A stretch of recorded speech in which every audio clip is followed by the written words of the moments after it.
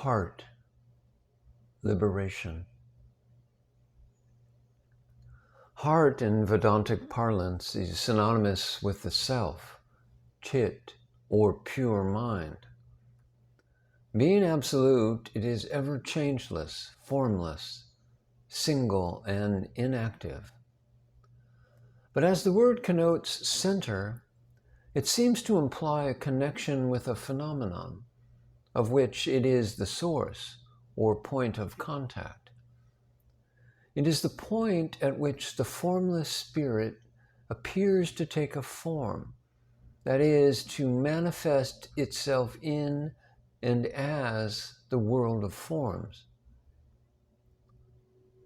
Although the world with its myriad of forms, colors, sounds, and qualities does not in reality exist, or exists to the self-realized man as identical with his own self, as waves or thoughts in his own consciousness, to the man who is struggling to realize himself from the grip of the senses, it appears also true to be lightly rejected as mere thoughts.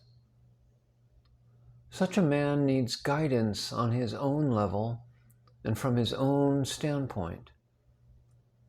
Hence the scriptures use various names for the one and the same reality, such as self, spirit, mind, heart, soul, God, pure consciousness, supreme Brahman, great void, silent witness, and many more, all denoting the various facets it presents to the seeker in the phenomenal world and the various attempts at explaining them.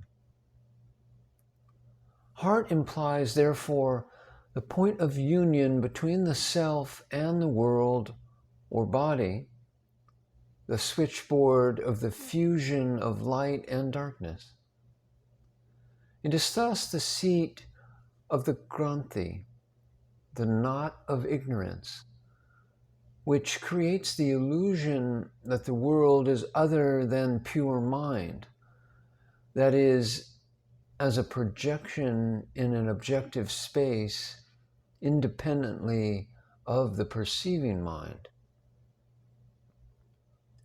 The illusion arises out of the fact of life, which flows from heart to the body, and which creates in it the impression that it is a body, an entity or jiva, entirely separate and different from all other entities. The consciousness which fills the body as life, being pure existence or sat by nature, instinctively knows itself as I, but seeing nothing with the senses through which it is accustomed to know the world, on which it can confer the title of I, except the body. And it fails to apprehend itself as the unperceivable consciousness, and falls victim to the primal illusion that the body is itself.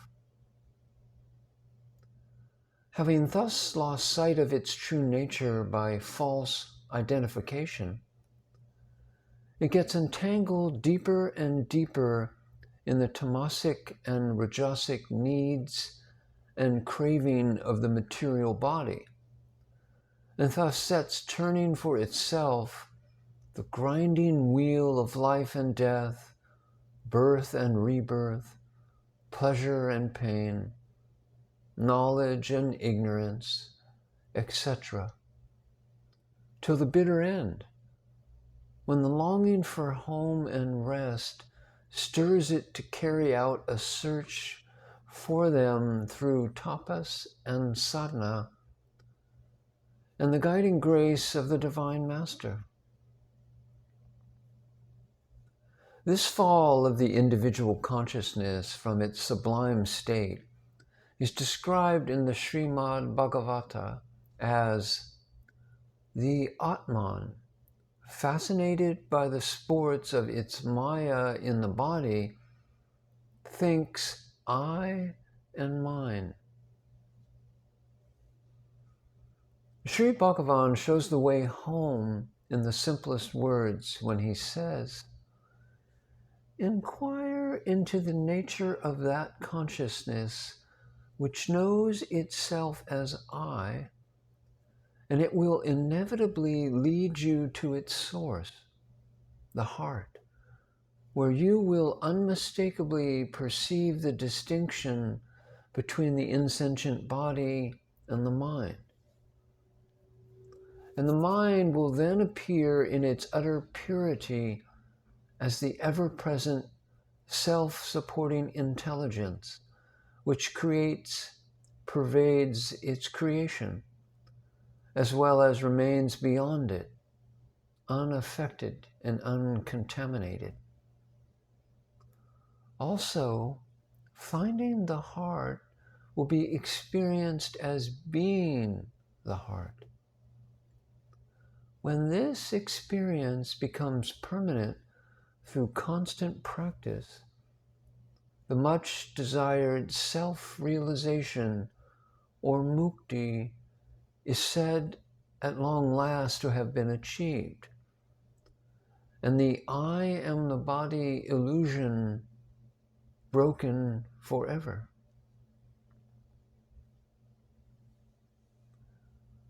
April 25th, 1937.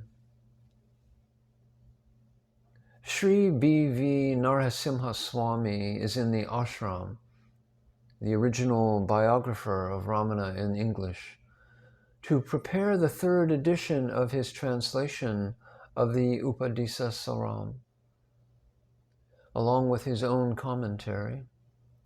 He requests the master to give him some more details about heart and its movements. And Sri Bhagavan said, "Heart is the seat of jnanam, true knowledge, as well as the granthi, the knot of ignorance. It is represented in the physical body by a hole smaller than the smallest pinpoint, which is always shut. When the mind drops down into Kavala Nirvikalpa, it opens but shuts again after it. When Sahaja is attained, it opens for good. The Granthi is the knot which ties the insentient body to the consciousness which functions in it. That is why when it is loosened temporarily in Kavala Nirvikalpa, there is no body consciousness. I used to feel the vibrations of the heart, which resemble those of a dynamo, even in school. When I developed rigor mortis many years ago in Tiruvannamalai, every object and sensation disappeared except these vibrations. It was as if a dark screen was drawn before my eyes and shut the world completely from me. But, of course, I was all along conscious of the self, with a vague feeling that someone was crying near me.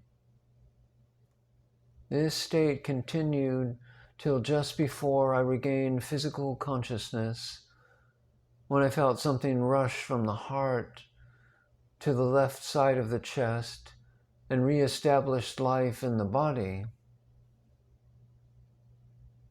A sudden fear, sudden joy, or a shock makes the heart vibrate very forcefully, so that it can be felt by anyone who pays attention to it. Otherwise, it is felt only in samadhi. Bhagavan here is talking about the little-known second death experience.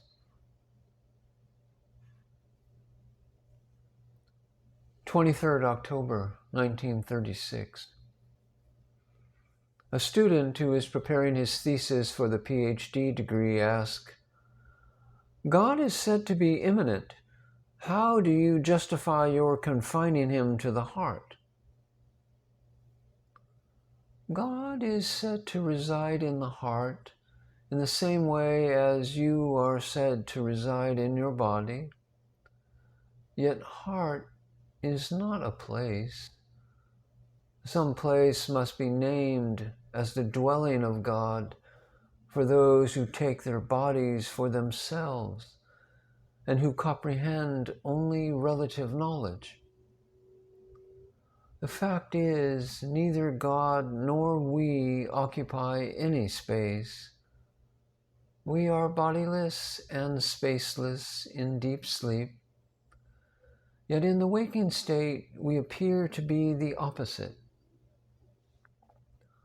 Atman or Param Atman is that from which the body is born, in which it lives, and into which it finally resolves.